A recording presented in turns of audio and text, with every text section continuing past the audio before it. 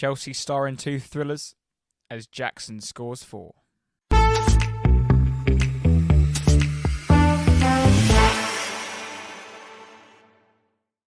Evening, Tate. Evening, Jack. You alright? Yes, how are you? Not too bad, mate. Not too bad. Very windy. Yeah, very windy Monday. So cold, darker bunker tonight. apologies if you have any interference from the wind.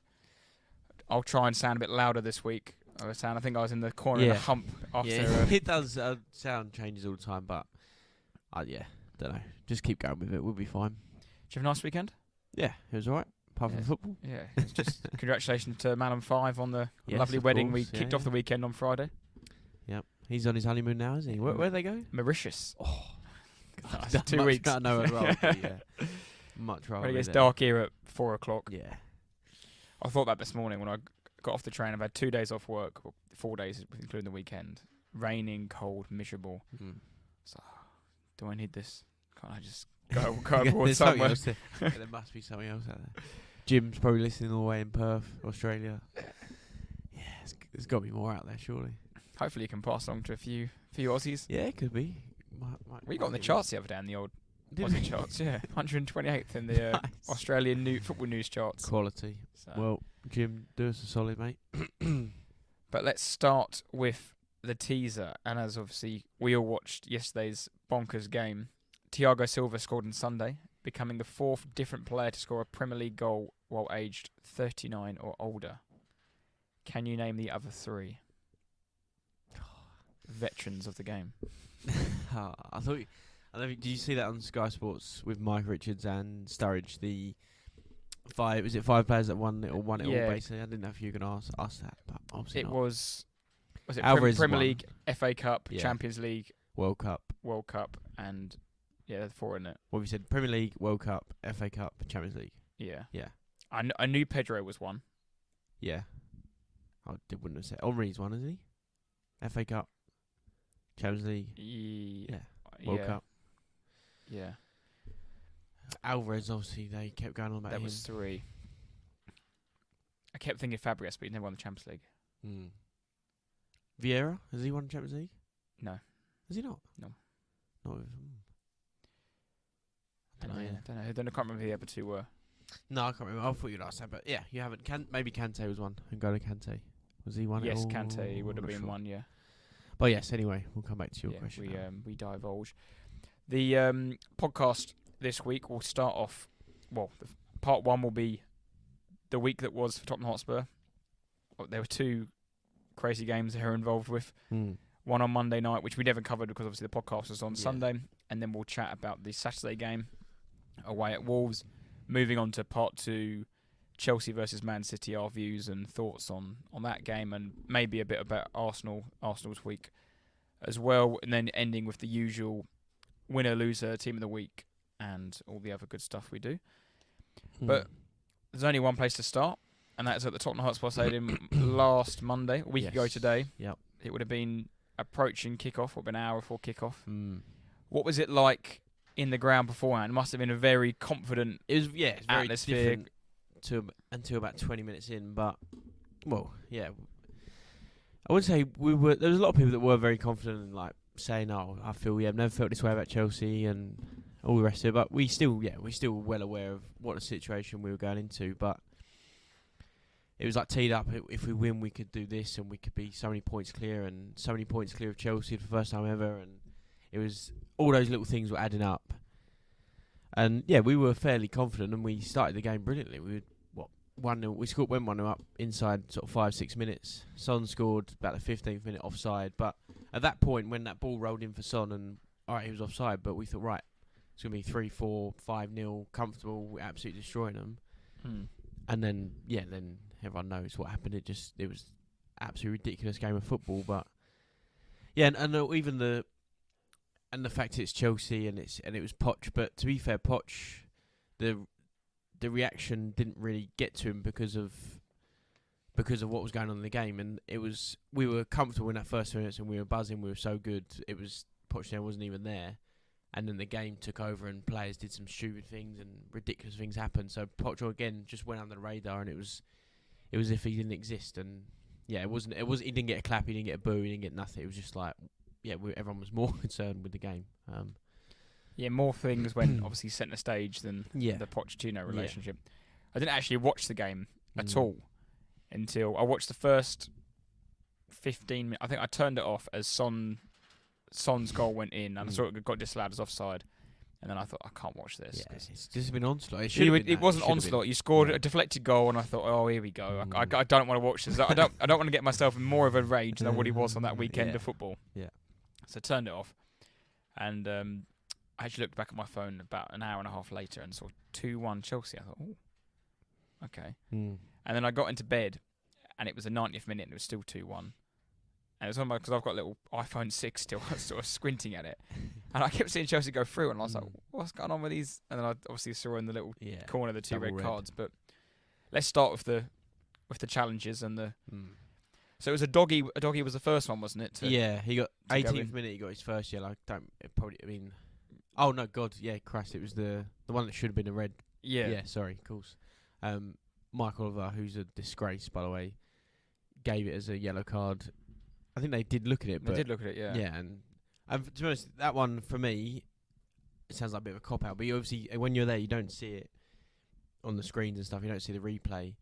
And I was at basically opposite end to where Dogie made that challenge, and you think, oh God, that's a bit of a rash, a bit of a tough tackle, all the rest of it. But yeah, and then you see the replay, you don't realise that he's jumped 2 foot, everything showing, Sterling sort of half turning and all the rest of it. And yeah, when it happened, you think, oh, yellow, yeah, fair enough. But when they're looking at it, like, oh my God, like, what is going to happen here? And he, got away with that essentially. That was his first yellow card. Sterling then scored in the 21st minute, but that was given as handball, and rightly so, that was correct. But yeah, I think the Udogie could have quite easily have been given as a red. 2 feet off the ground. Yeah, ridiculous. But I thought it was like not nothing, but like classic, like sort of clinical, professional foul as such, and he's breaking away. But yeah, it was awful. I don't know how they haven't sent him off for that, but got the yellow card. And then Romero had his kick out. Yes, and that was put down as like petulant, wasn't it? Not violent, because it couldn't have hurt him. Yeah.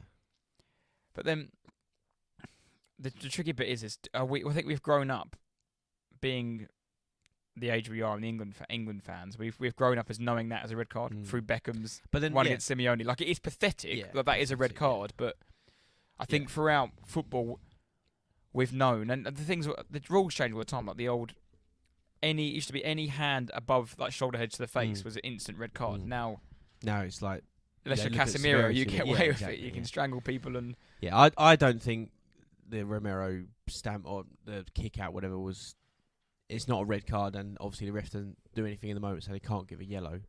And to be honest, I think Colwill doesn't stamp on him, but he like steps in front of him quite aggressively, if you like, stamps down on the ground in front of him, and doesn't warrant Romero doing what he did. But if that's a red card, then we'd have been in trouble. Head case anyway. Yeah, but then it carries on, and then the moment that he does get sent off, it's on his own international teammate, isn't it? Yeah, just absolutely flies in. The problem was it was like a 30-second moment for Romero. 3 things happened at once, and then it resulted in the final third thing where he made the tackle, and it carried on. They scored, but it was given offside. Then they looked straight back to the red card, and rightly so. But yeah, the first thing I think Romero went to clear it, and he like hashed away the clearance, but there was a bit of pressure, and he went to the ground from like Sterling, but rolled around, was diving and screaming for a foul, got back up. Then he again like a clearance or a loose pass or something stupid, and then he made that tackle inside the box. Yes, he gets the ball first, but I said straight away as soon as he'd done it. That was before they put the ball in there. I was like, well, he's going to go off for that. And then it carried on. They scored offside, and then Romero's tackle was just disgraceful. It's the worst of both. You get a give away a penalty, get a player sent off, and then you obviously concede. You've got I said, like, everyone's, I got the ball. Like, they showed the replay on the telly that time, and like, a lot of the fans, I got the ball. You got the ball. But it's 2023. Like, you can't just get the ball and then decide, actually, I'm gonna stud straight through your leg. Like, it's ridiculous. It's not 1950 anymore. We're not in black and white. Like, it's a disgraceful. It's a stupid, idiotic, naive, whatever you want to call it. Romero deserves a red card for that. And what number red card was that for him? I think it's his 4th, wasn't it? It's his 4th for Spurs. I think in 75 games he's got 4, so average average a red card every 18 games. That's horrific, isn't it? That is bad. It's And bad. where you're not playing European football or cup football into the FA Cup, he doesn't play again until like mid-December, does he? And obviously with the international break. We've got, obviously, missed Saturday, we've got Villa, then City, and then he's back for the one after, which might be West Ham or Newcastle or something. I think it's Newcastle. Yeah. But that's 3 big games. Yeah. We'll get on to Saturday's game, but I think that him missing is massive in that terrible. game. It's terrible. For a rash decision, it's just It's awful. nonsense behaviour from someone who's actually been better this season and been more mature. Yeah, well, is that the right word to and use? they gave him a leadership role and all the rest of it. They thought he'd calm down, but obviously not. That game Monday night, clearly not. So yeah, that was the beginning of our downfall, really. And then Cole Palmer, who only seems to take penalties at the moment, stepped up and just snuck it in. Whacked the post, didn't it? But it was. Yeah, and that was 1-1 going into half time, wasn't it? Yeah, and then at that point I think we brought on Dyer for Johnson, Brendan Johnson's quite unlucky. Arsenal started, got injured, and then obviously Monday night Chelsea come off because of idiots around him. And then that at half time. How was the atmosphere at half time? Well, Still confident? No, because Højbjerg had just come on for Van der Ven because you had a couple of injuries, didn't you? Van der Ven's hamstring just blew up. And it was like at that point it was like we were doing all right, we were in the game, and we were like, "Yeah, come on, we can do this." And then you saw Van der Ven just sprint back, and his basically leg explode, and just a collective like groan and like, "Oh no, it's actually happened." And it was like, no, we weren't singing it was just quite loud, and then suddenly you could hear a pin drop. That he went off, or like obviously he was going off, but in the same moment, Maddison just evaporated from the pitch as well. He was gone, but he went out. No one took much notice of it because of Van der Ven. Everyone was so concerned, but Maddison was down. Then about 5 minutes later, he was walking off as well. So yeah, Højbjerg came on for Van der Ven. So I don't know if you noticed, Maddison was wearing a strapping on his leg, and this was in the first 10 minutes I watched, and within a couple of minutes, Casado went right into the back of him and thumped him in the back of the leg like a proper dead leg. And I thought they've clearly noticed he's got something on his leg, and the Casado's gone straight into him. You get one free, and nothing. And I thought he's down here, and then obviously I saw him come off. Højbjerg came on for Van Ven, and then I think Royale came on for Maddison. Wow. Yeah. So at half time we were just like, well, here we go. This is it. But then, to us with 10 men, Chelsea just still absolute rubbish. And we thought we can hold on, and then I think the 55th minute or something, a Dogie second yellow. Yeah, it's a young challenge, and he's full of beans, and he's just. I think he's probably forgot he's on a yellow, or he thinks he can make it. And and he's one of them. Sterling's nipped past him. He's quick, and he's he's gone. It was a proper 50-50, and Dogie was half a second off, and that was second yellow, 9 men, and here we go. Yeah, when you're down to 9 men, and you've been there at the Liverpool game when they're down to 9 men, and it's just normally an onslaught. And this is a note I got here. It's mad the comparison between the two games you would have seen. How you played against 9 men versus how then you had the ball with 9 men. And obviously there's been a lot made about this high line and Chelsea's useless, ineffectiveness of exploiting it. They were poor, and then eventually they did get it. They got the hang of it as such. They just basically, I just saw it, but Cucurella was coming at left back, and he just ran from deep left back position and just timed his run, and eventually it worked. And not that he scored, but they just timed the run, and all right. 9 balls, we were very happy they were offside, but they all needed 1 ball for 1 more goal, and that's what came in about the 75th minute with Jackson. But that's an easy as they come. That one, it was a ball over to Sterling, wasn't it? I think ran through, slotted it across. And at that point we were. It was almost like when Van der Ven got injured, we were upbeat and doing well. I thought we were doing well, and as soon as that goal went in, it just deflated the whole sort of stadium, and that was it really. But it wasn't. Like the high line that I'm one that I don't necessarily mind. I think it's everyone was saying we're brave, and I'm not really that part of the argument. But you either with 9 men, you either sit back deep and defend and try and do the counter and all the rest of it and lose because you're 9 men, or you do what we tried to do. We were very close. Dyer, if he was an inch further back, he's onside. Bentancur should be doing far better with the header or whatever he was doing with his chest and header, and then Son had a 1v1 essentially. And Son's chance was when I got into bed and turned it on, and I thought, oh no. And that was at 2-1 with 9 men. And and in the 91st minute, I think. And that's the fine margin. And even we go into the Wolves game later on, but it's just a similar situation that this week has been awful for Spurs, but it could have been so different even from Monday night. And we'll think if Son's shoulder wasn't offside, by 10 centimetres, 30 centimetres. Yeah, it was.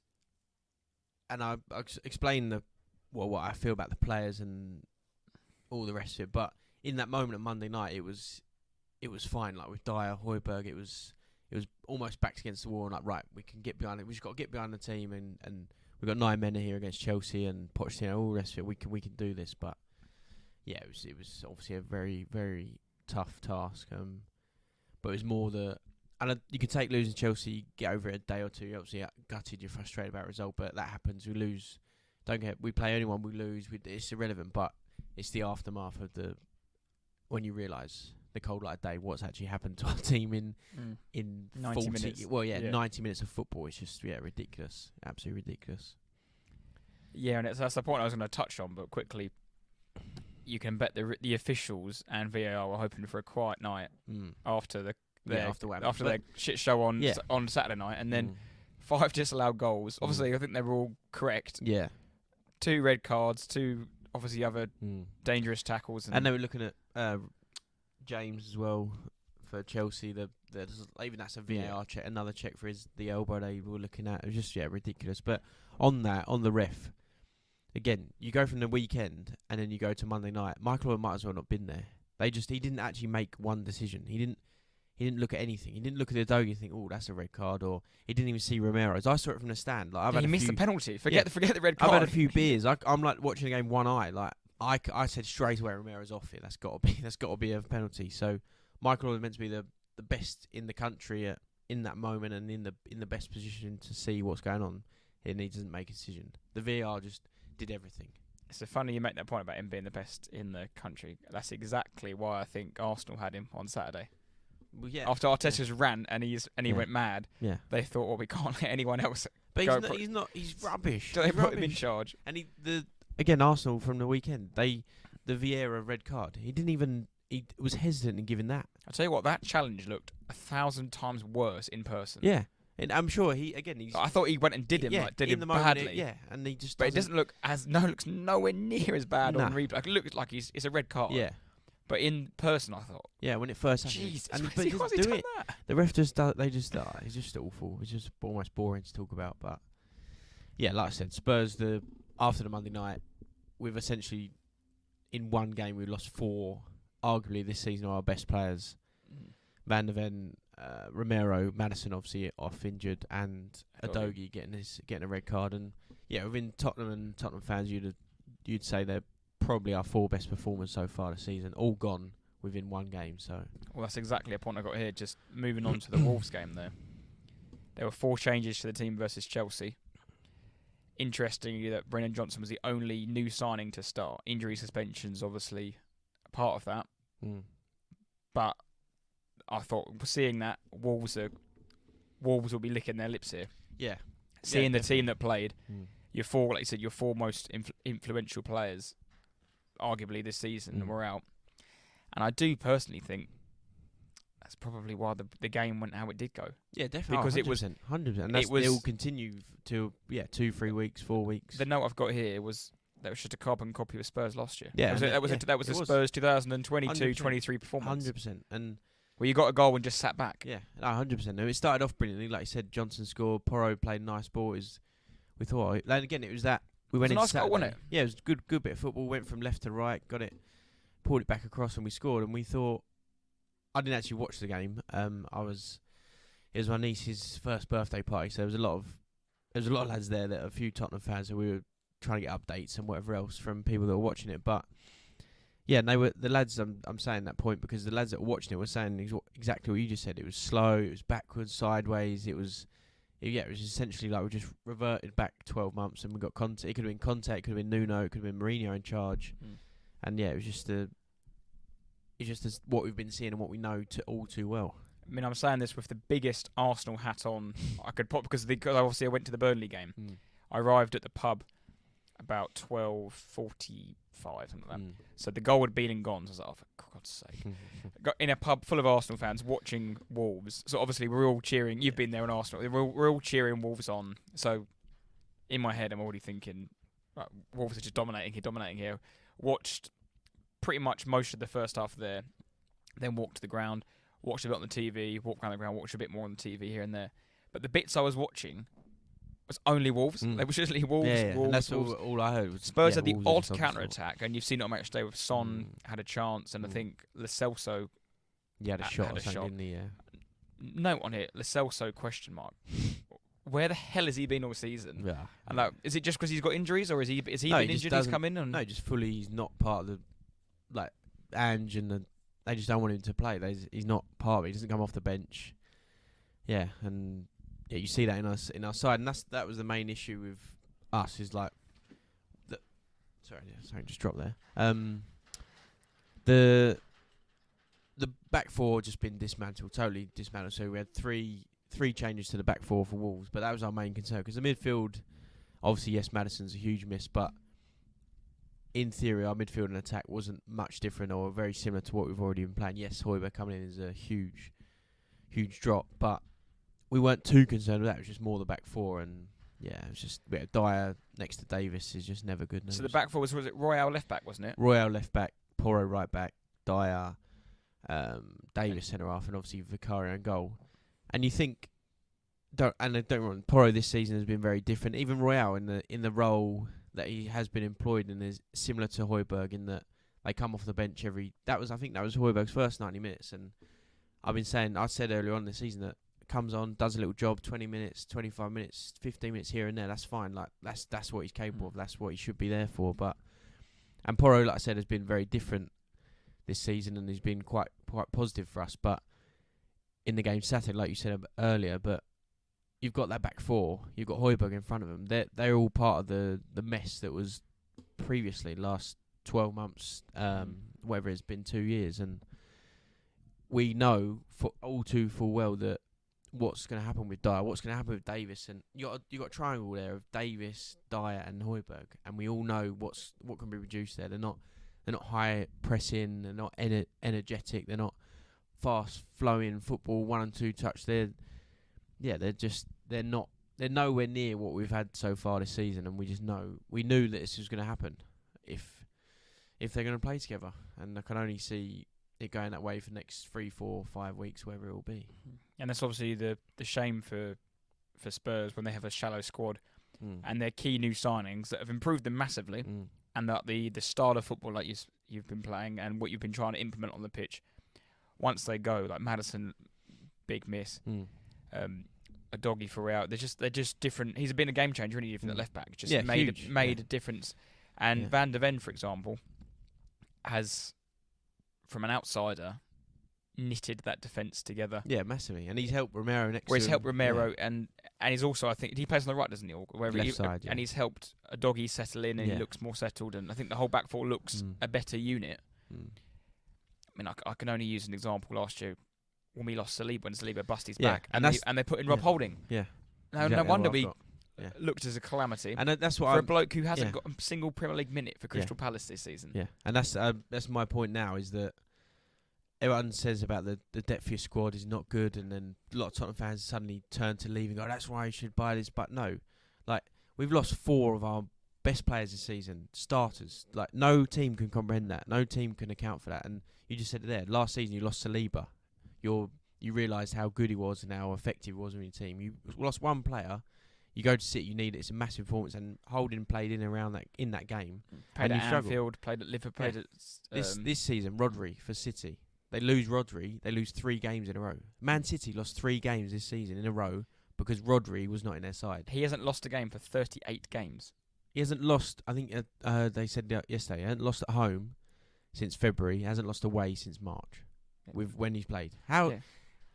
That's international football as well. That's ridiculous. Well. It's just and people and Tottenham fans in particular moan and say, "Oh, we need depth." No, you can't have Van der Ven times 2. You can't have Romero times 2. You can't have an Udogie times 2. You can't have a James Maddison just sitting on the bench. That's not how football works. That's not how it works. And sadly, you can't account for what's happened to our team and been dismantled in a week. It just cannot happen. You can have one or two jump in here and there, like I said about Højbjerg, and even Dyer to an extent. But when suddenly you got Dyer, Davis, Højbjerg, Royale playing left back all at one time, I don't know what people expect. And it's a new start for Spurs. Yeah. I mean, I'm sorry to keep comparing it back to Arsenal, but the similarities I can see is last year, Arsenal weren't set up for a title charge. No. They weren't set up for one at all. No, and and didn't have the depth. Most definitely and not. the year before that, we were just a bit short of top four. So when we lost Tierney and we lost, I can't remember the other centre half we lost a couple of years ago. We weren't set up, but now we've got rid of Holding. We've got Kivior. We've got Timber. I know he's injured, but so next summer, January, you build again. Like there is no way we're sitting here doing this podcast this time next year, and Eric Dyer is still a Spurs player. I'd hope not. But even then, and Højbjerg won't be, because they'll be moved out because you're going into your next phase. If you get top four this season, there's no chance on earth they're staying there, because it's quite clear we're 12 games in, and what's his Dyer's first start? First start, yeah. He's not. Yeah, his first minutes was Chelsea, and then he's not part of the plans. No. His first minutes, he's not part of the plan. No. Højbjerg's come in twice for suspensions. He ain't part of the plans. No. You've got, is Skip injured? Don't think so. But he's not part. No. Is Skip higher up the ranks with them? But no, I think he might come on at the weekend. But again, there's more players in than them, and it's just part of that early building phase. And it's fucking annoying that you've just lost 2 games. Well, we haven't even got onto that bit yet, but the game was poor. But like you said, you've had 4 key players go, and it's annoying that you just revert straight back to what it was last year. However, in saying all that, and whatever I feel about this, we should not have lost the game Saturday. 1-0, we concede late on, that's fine, you accept that.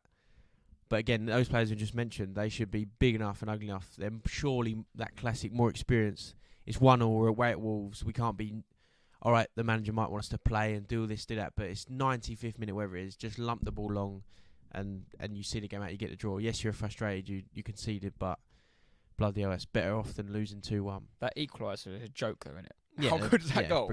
Brilliant strike. Was it Pablo's Sarabia? Yeah.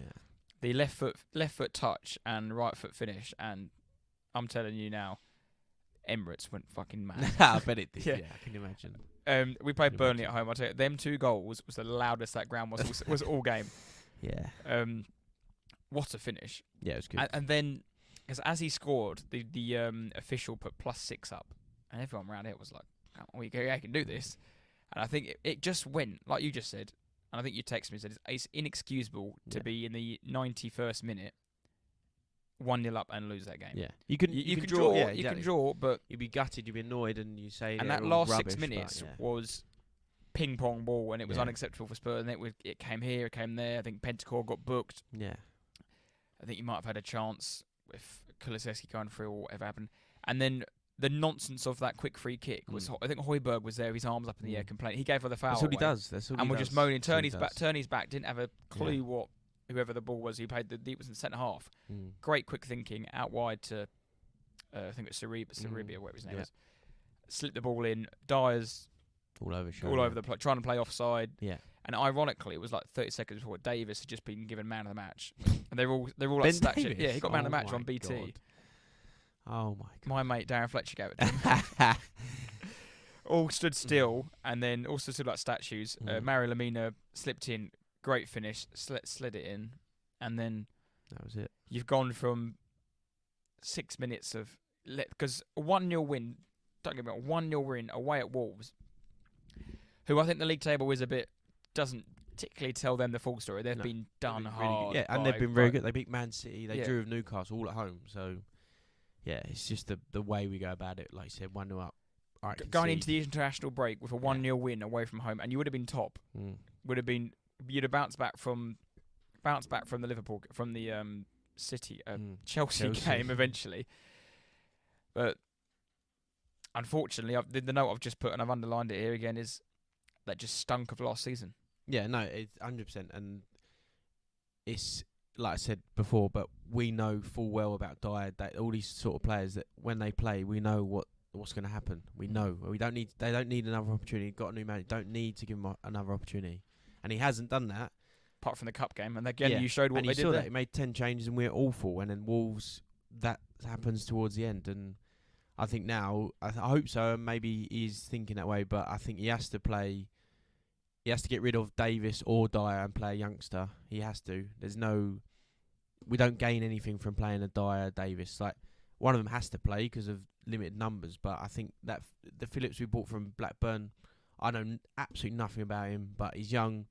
We bought him for a reason. Just play him. He has to be. I'd rather watch him than seeing Davis again or a Dyer. Tanganga, where's he? Gone. Has he been expelled? Yeah, gone. No, I think he might have been loaned out. I don't know. Yeah, he's one of them. Is gone. So, out of the 4 players that were the 4 changes that were made, a doggy will come in. So you've got He'll your be next back, games at home to Villa. Keeper will obviously stay. You'll have a doggy. Romero is still suspended. Van der Ven and Madison are out till January, aren't they? Yeah, then New Year. Yeah, which is terrible. So who are you playing?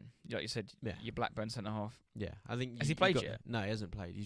He's come in, played for 21s, been on the bench a few times, but I mean he's only like 18 or something. But yeah, just I don't know, just cliche. Give him a chance, but just play him. He must be, like I said, you'd rather get behind him than you get behind a Dyer or a Davis. Like, yeah, we just got to bin these players off. Højbjerg, it's done. It's finished. You watch the 2 goals, you just see how Højbjerg plays. He does that classic.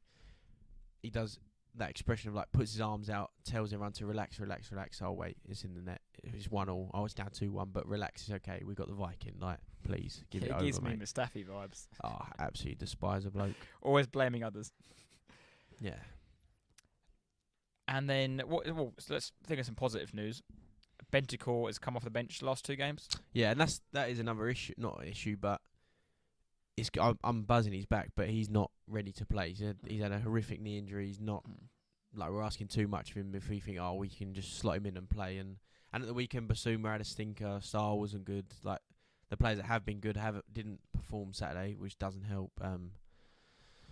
But yeah, Bentancur's back, so hopefully he gets fit again and can start playing games, and we can rely on him. But then in January, like we said, Madison doesn't come back till New Year. Van der Ven, they say the New Year could be February, who knows?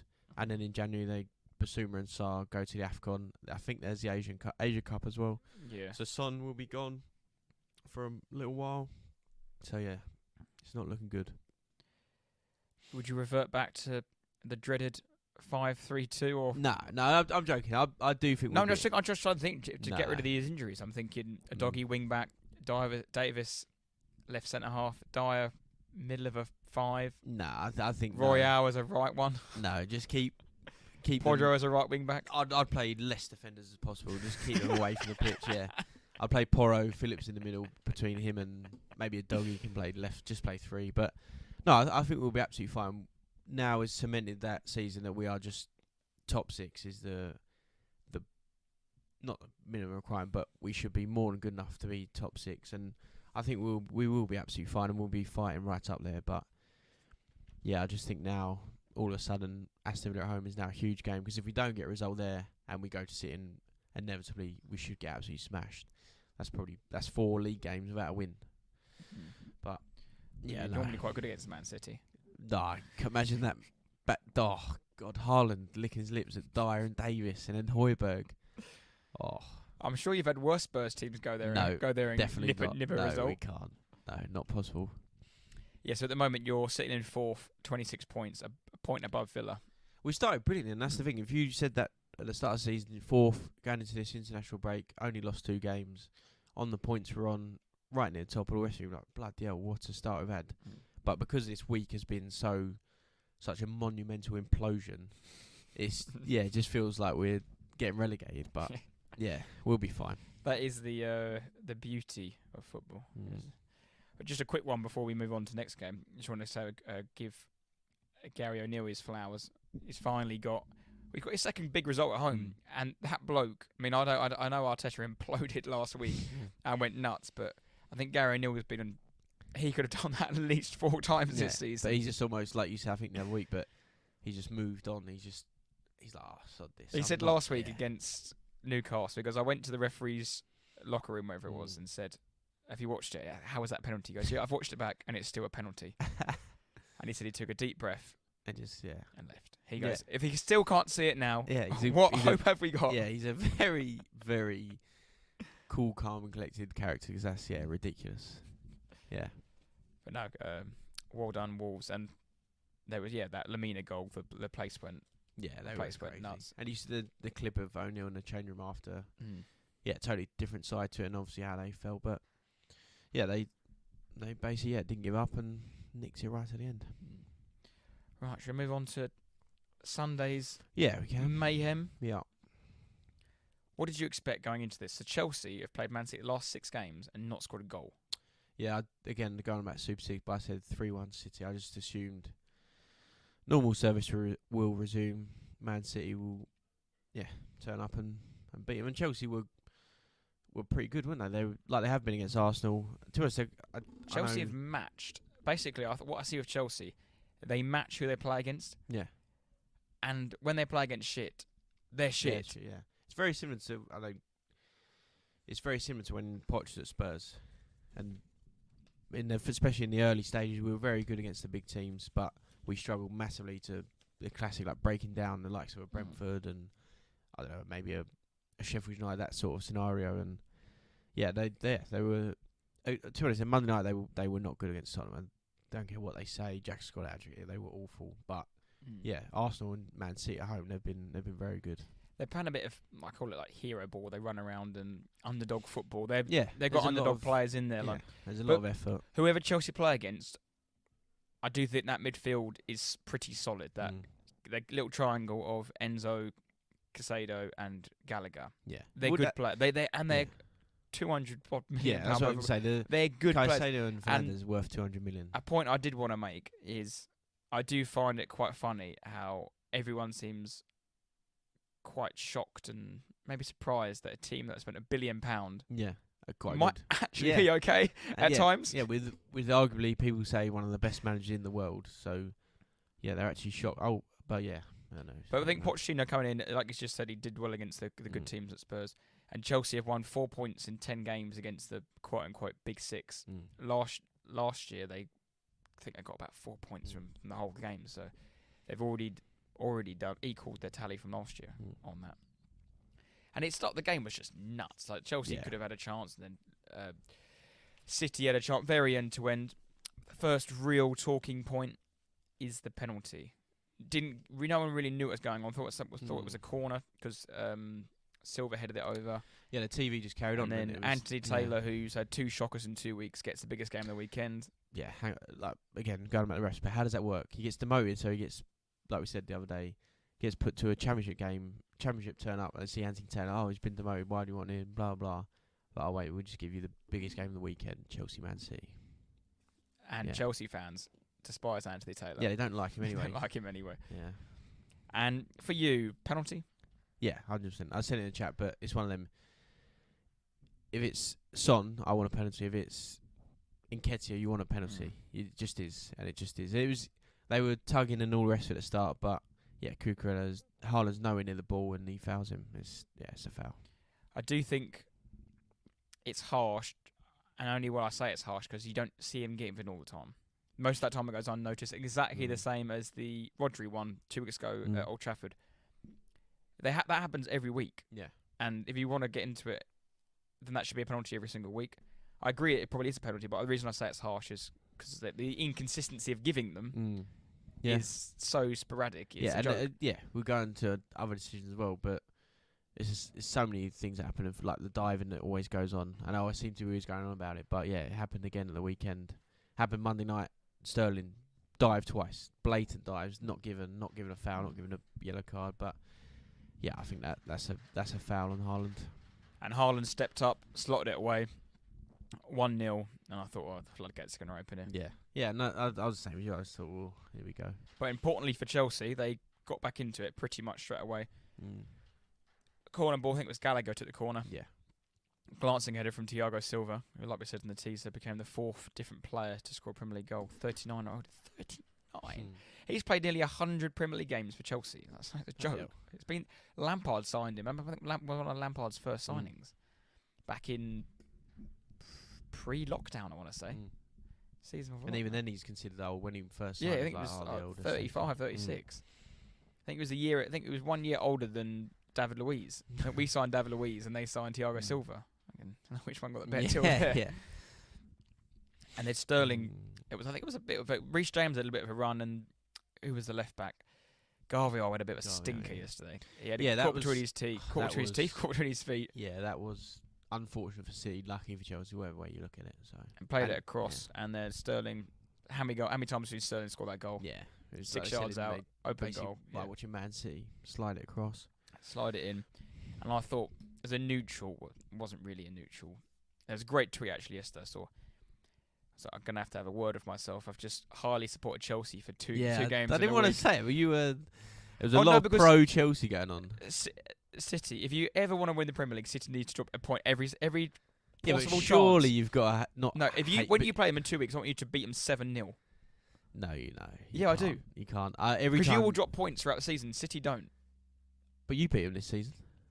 Yeah, but City will just go on a wrong. City can win 16 games on the trot. No one else can do that. No, you can't. Any time someone has a chance to beat Man City, they have to be beaten or drop points. Last year, when Harry Kane scored that goal and you won 1-0, I was running around the living room. Chelsea have got to be every time. Chelsea, Arsenal, West Ham, whoever. I felt a bit dirty, but you have a quick shower and you get over it. But no, but City drop points, brilliant. Going into the international break, we're a point behind City. We could have been 2. We could have been 3. But that's not necessarily because they've dropped points. They haven't dropped points. Sorry, you beat them. Wolves have beat them. They drew again. No, but and they're still top. They need to drop points because we dropped points last week. Yeah. So they gained 3 on us last week. I know. Yeah, we gained our 2 back. Yeah, but you can't let them get too far ahead. But then that's down to your own team. Yeah, but any alternatives, any opportunity, I support every team against Man City. Even United, I want United to beat them. But no, we digress. I did think the equaliser from Akanji was well worked, but very poor defending from a Chelsea point of view. It was just that quick corner. Really, it was just came in. Akanji, what a header! He scored in his last 3 games. Yeah, no one was really near him. It was very good. Thumped it in. I did think Pep then would think, get him in. There's never normally 2 halves of football where it's like end to end with Pep. He gets him in. I thought he would have hooked Doco at half time and bring Grealish in, who just keeps the ball. Yeah, he normally stops all the rubbish, doesn't he? He's like, right, less of that. Let's just make 1,000 passes. Yeah, he can absolutely kill the game. Yeah. Let's make it really boring. Because when Pep's on his when Pep's like proper Pep, football's awful. Cause it's not but it's boring as a neutral because it's just pass. As soon as the opposition get the ball, they have it for 10 seconds of that, lose the ball again, and it goes again. Yeah.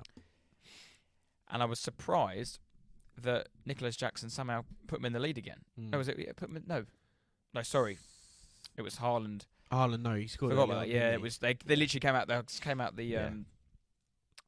second half, all guns blazing, didn't they? Had a chance, and then Haaland. What was VAR trying to do there? With the handball. Yeah. My God. Yeah, they were just searching for something that I think the ball might have even crossed the line before he even got near him. Anyway, it's just stupid, absolutely stupid. And then at that point, you think, right, like you said, Pep, here we go, 3-2 up, game's done. But very wrong. And that was the main thing for Chelsea. They had a great first half, but could they continue that? And I didn't think they could, to be honest. No, I didn't think they would, but obviously they made a couple of subs and kept Nicholas Jackson on. And it was Gallagher had the shot. Edison's got to do a lot better. And Jackson tries his hardest to miss it. He takes a touch and then just about slots it under Edison. 67th minute, 3-3.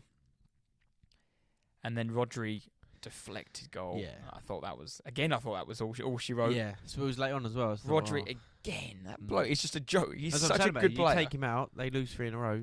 But he plays again, they don't lose. I still think it's mad that they've obviously lost 3 in a row without him. They haven't had De Bruyne pretty much all season. They got him to come back.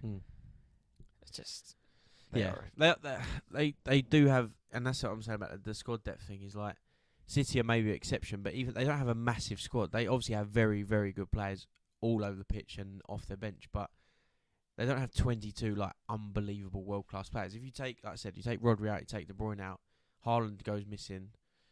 they are weakened. Like it's still Man City, but they're not as. You good. can lay gloves on them. Yeah, they're not as good as they tend to be. But yeah, it's a different conversation. And then Diaz giving away the 95th minute penalty. Yeah, I thought it definitely was a penalty, 100% correct decision. But I thought maybe VAR might save us here. Or there might be like a slight touch on the ball, but yeah, he absolutely wipes out Broja and penalty given. You got a title charge to go for though, so no you title want charge. City to Every time Chelsea play, I want them to lose and lose terribly. Every time Arsenal want to play, I want them to lose and lose terribly.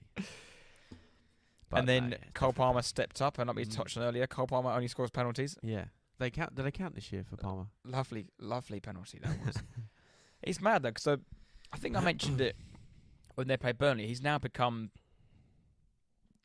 How do I word this? He's now become Chelsea's player, whereas before he was always going to be a City youngster. Yeah. He was always going to be in that shadow of getting 20 minutes here and there. And that's what, because he's not as good as Bernardo Silva. He's not as good as Mahrez when he was there, and he's not a name like Doku is a brand new sign. You've just spent £55 million on Doku. He's going to play. Yeah, and to be honest, when you look at Cole Palmer, he just almost like when Phil Foden started, he was like just a kid off the estate in Manchester. Like just looks that way, but obviously incredible at football. But I still think Foden even gets a bit of that treatment from Pep, where he doesn't play all the time. He gets minutes here and there, and when we win the 3-0 up, he gets some time, and then he gets a random start at Arsenal or a start at Chelsea. But consistently, he's not like, I'll give Saka for example, who just gets run into the ground. Yeah. You play every minute of every game, and you play. Yeah, you never get subbed. But Foden is. But that's where they've got a luxury of talent, and Grealish hasn't barely played this season because Doku's played. But no, you're right. But yeah, Palmer fourth goal in the league this year for them. Fourth penalty.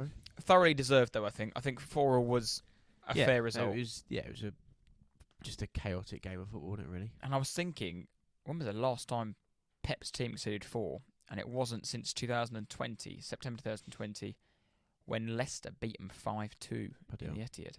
That was like prime lockdown football. That. I think it was the only time Pep's ever drawn 4-4 or something in the 800 odd games. He's one game 4-4, but yeah, very good. Although Dizazi was nearly my loser of the week with his Instagram post saying we don't fear anyone, but Dizazi, you played centre half, you conceded 4 at home, and you didn't win the game. So just stay in your lane, big man. I just want to put a note on Thiago Silva, obviously 39 years old, absolutely outstanding.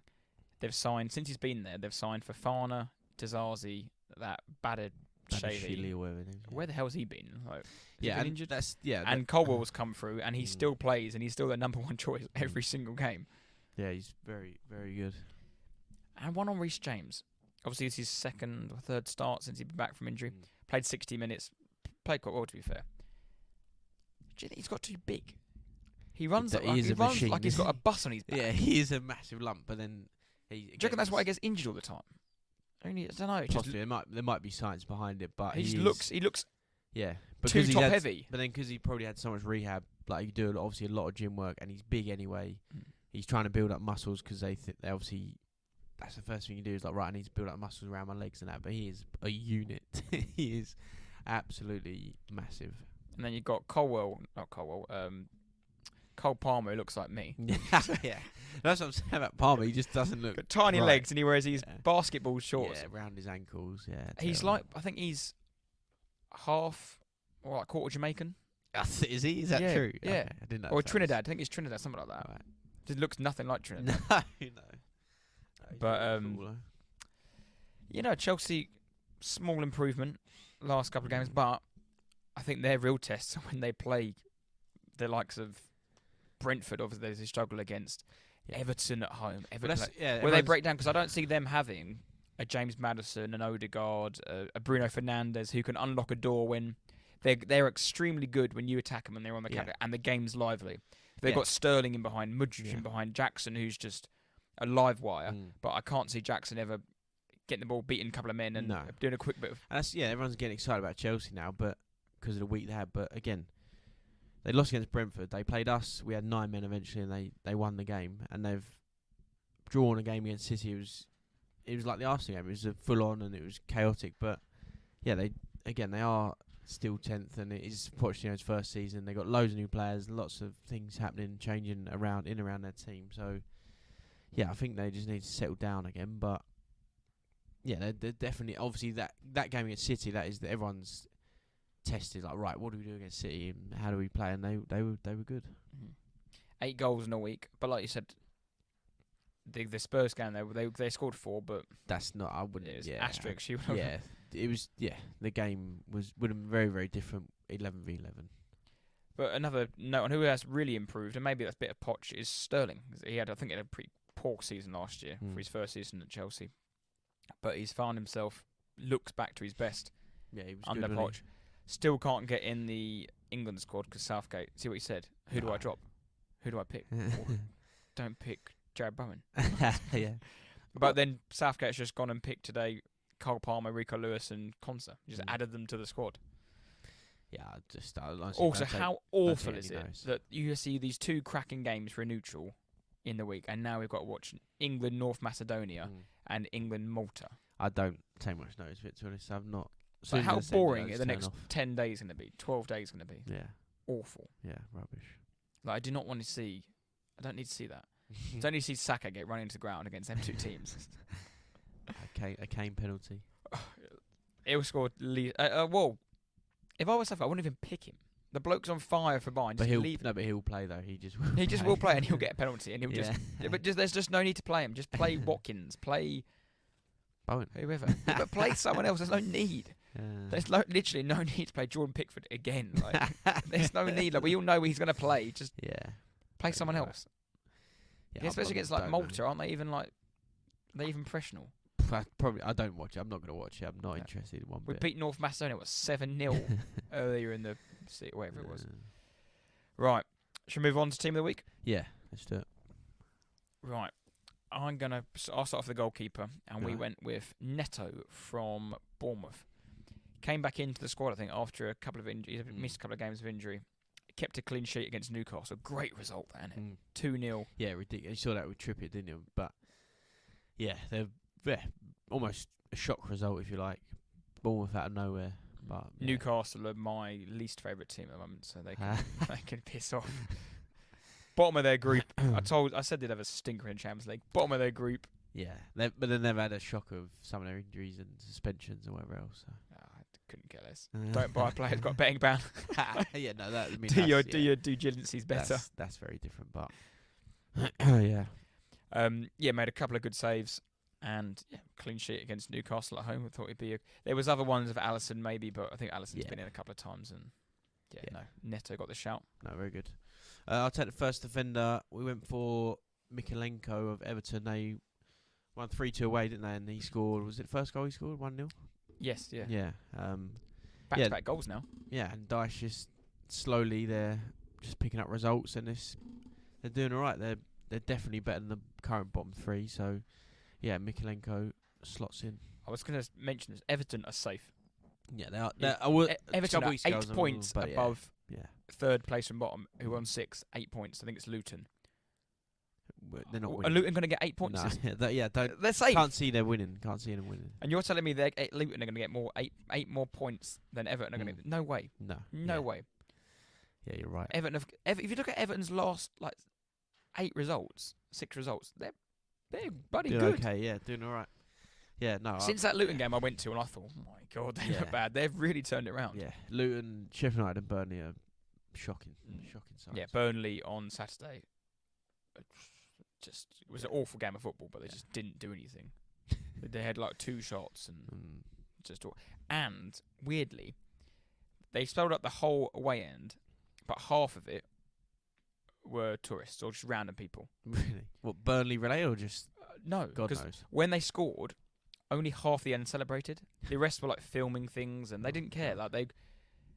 They would literally just, none of them were in Burnley colours at all or anything. They were just on their phones the whole time, and they filmed filming Arsenal when they scored and filming the result, and very weird. It was very. I think it was just where away games are £30 for any game. I think they easily could get tickets from somewhere. Yeah. They got 3,000 tickets. They just But no, I found that very peculiar. That there was only half the fans there.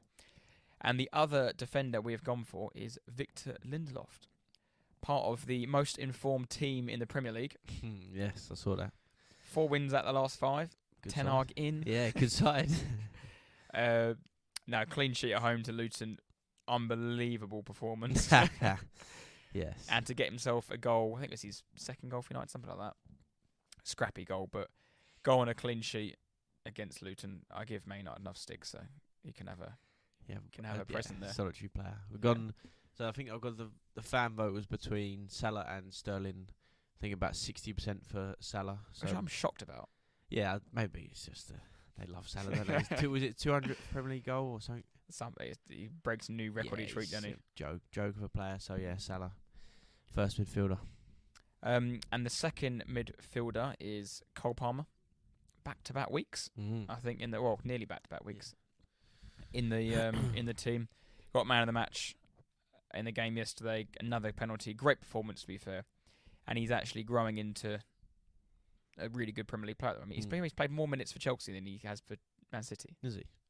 I saw. Yeah, I did have a look, and he just. But Carragher actually made a really good point on him, which we've spoke about numerous times, and probably your more you have got more strong opinion on this. When everyone used to give the old Kane, beat him with a stick, he hasn't won a trophy. What's he won? And Carragher said, because he's never won the Premier League and things like that, and he said that Cole Palmer will, if he wins an FA Cup at Chelsea, it will mean more because he's actually done something. He's won the treble. I think he's won 2 Premier Leagues already. Yeah, he knows hand on heart he hasn't really won anything. But going to here now, he will be, these minutes he's playing now will mean more to him than anything he did at Chelsea, Man City. And then finally, the striker, Dominic Solanke, double against Newcastle. His first career goal was against Newcastle. He's a pretty decent player, I think, now. I think he's grown into... I used to think he was purely just a championship striker. Not quite good enough for the Premier League. But last season, very good. And I think he's already equalled his tally for... Got 6 goals already this season. He's just for that... Again, very important for at the bottom, but when their best team's out, he's part of that their best side, and 2 goals against Newcastle against a obviously extremely rich and very good Newcastle side. Good result for Bournemouth, and Dom Solanke. I think Nick Pope can count himself unlucky not to be in team of the week. He made some unbelievable saves, but Neto just edged it there with the clean sheet. Right, should we go into a prediction? Yes. We both got it wrong. Yeah, I said last 1-0. week. Was it your? I think I picked it. Yeah, you picked a random Italian. Was it Torino versus Monza? Torino. So right. I mean, it was 1-0. I said 1-0. You might have said 2-1 or something. Let's get the old flash scores out. Let's have a look. Still haven't been sponsored by Flash Scores yet. Right, Saturday, international football, League 1, League 2. It's international week, isn't it? International Try and week. keep it. Let's have a look. League 1. Oh, they're all postponed in League 1 because of the... I think if you have over 2 players playing in international, you get to postpone the game.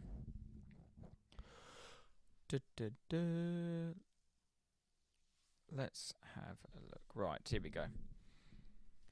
League 2, we're going to go. Good. And we're going to go Accrington Stanley Ooh. versus Wrexham. Ooh. 3 o'clock kickoff on Saturday. Accrington at home. I've no idea where they are in the league. I want to go 2-2. 2-2 versus Wrexham. I will go 3-2 Wrexham. I'm going to go for an away win. Yeah, it's got to be goals. League 2. Away team. Wrexham always seem to score goals. Yeah. Although my mate is injured at the moment. Fletcher. Stephen. Oh, yeah. He's injured. The big dog. Yeah, I like it. Right, winner of the week. I will go with my winner of the week and my good friend, Malin5. Got married at the weekend. Very, very lovely day. Thank you for all having us. Appreciate Malin and Amy. Hosting a great party, and as we touched on at the start of the show, they are in sunny Mauritius at the moment. Hopefully listening to podcasts, both by the pool. I'm sure that's the first thing. The first thing they wanted to do. I told him, you've got to listen to it, and you can tick off the old Mauritius on the map. No, thank you. Beautiful day, and I hope you just had the best day, and it was a easy winner of the week for me. Very It was good. Matthew Allen. Yep. Yourself? I'm going to go keep it football related. I've gone John Joe Shelby. If ever you saw, you probably would have, and those listening, but he scored a goal for his new Turkish side, I'm going to say Rizespor. Scored from the halfway line in the Turkish Super League. It's first goal for his new side, and they won 1-0, which ended a 3-game losing streak. But yeah, John Joe Shelby, we haven't seen it. Just inside his own half. I mean, say we like about John Shelby, his technique is very good, and he zings one with his right foot. First goal for Rizespor, so John Joe Shelby's halfway line goal. That was a fantastic goal. And talking of goals, my loser of the week, Anthony Elanga. Really? Yeah. Yeah. I like it. So those who watched the West Ham game yesterday would have seen it was 1-1. I think it was Alina with the ball in, and first time Elanga smashed it in 2-1, 66th minute away at West Ham. Yes, great goal, celebrating in front of your home end. 2 points here. 66 minutes is far too early for shirt to be off as a celebration. Far too early. It's unacceptable. And then the audaciousness, or whatever the word is, audacity. Take your sports bra off as well. And he threw the vest back. He didn't even want it. Take that off. Terrible. He's going mad. And then I think he does a little dance. Yeah, like you just mentioned, leaves the bra off, puts the shirt back on. 123 seconds later, 2-2, and then you go on to lose. Yeah. Shirt off. 66 minutes. It's Far bad too early. news. It's bad news. Anthony Elanga, you played really well this season so far, but no, sorry, mate. Loser of the week there. Yeah, fair enough. My loser week's pretty simple. I'm just going to Tottenham Hotspur. As weeks go, this is up there with an all-timer. Lose twice in a week. One against Chelsea, and the ex-manager in Poch, who was adored during his time. Lose our two best players so far this season. Definitely until New Year. Suspensions adding up, injuries suddenly piled up, and then we lose 2-1 at Wolves after being 1-0 up and concede 2 late goals in added time. So yeah, loser of the week, Tottenham. Fair enough. Right, to end the show, teaser. Yes. Thiago Silva scored on Sunday, becoming only the 4th different player to score a Premier League goal whilst age 39 or older. Can you name the other 3?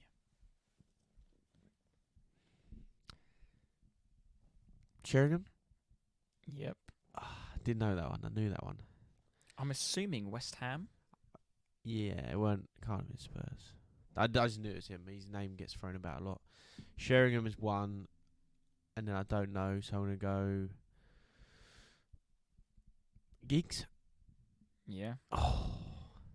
If you ever need to pull our name out, Yeah, it's got to be Giggs. Yeah, so true. Most assists, most goals, most games, most minutes.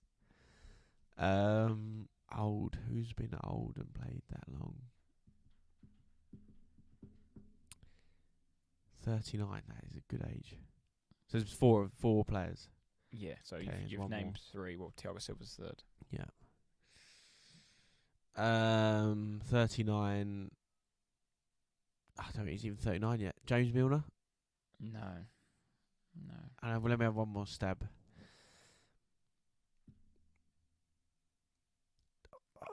No, 39. I can't think. No, go on. A very tough one. I'm pretty sure it's his only Premier League goal as well, which is mad. Dean Windass. Oh, yeah. And if I'm correct, I think it was away at Portsmouth. Yeah. I can just picture it being a really scrappy goal, and I think it went down as an own goal, and then the old dubious goals panel get awarded it to him. No, very good. But yeah, Dean Windass. There we go. Right, that brings an end to episode 70. 70. Wow. Good effort. It's been emotional. We'll be back next week with something. We'll chat. Actually, I think true international break. No, we'll figure something out. Yeah. Maybe we do a random show of some sort. We will figure something out in the week. Or if any of these players want to answer their DMs, we might get a special going. Yeah. You'd have seen by the title and the image used that might be time for a Love Island version of Loftus-Cheek. He actually played alright this week, to be fair. So I might have to Might have to apologise to him. Episode 70, as always, keep listening and let us keep know what you listening, think. subscribing, and sharing and whatnot, and keep being interactive on the socials. Yep. And we appreciate it all. And again, stay loyal. Stay loyal.